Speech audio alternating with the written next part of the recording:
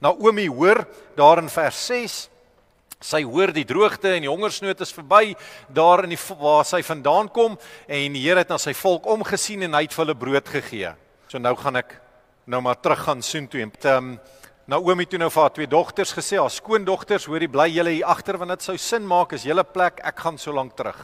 Orpa sê, cheers skoonma, laat dit met jou goed gaan, en Rut, sê hierdie kosbare gedeelte, een van die mooiste gedeeltes, sê Rut het geantwoord, moet my nie probeer dwing om u te verlaat nie, of om van u af weg te gaan nie, want waar u gaan, sal ek gaan, waar u bly, sal ek bly, u volk is my volk, en u God is my God.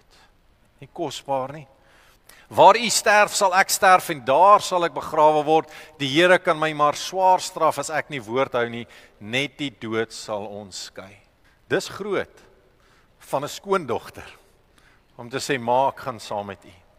Van 'n uitlander, 'n Moabiet, om te sê, ek gaan saam met u. En nou vra ek vir jou hierdie vraag, sien jy raak dat in die tyd wat Rut saam met Naomi spandeer het sy uit Naomi se lewe gesien, u God is 'n lewende God.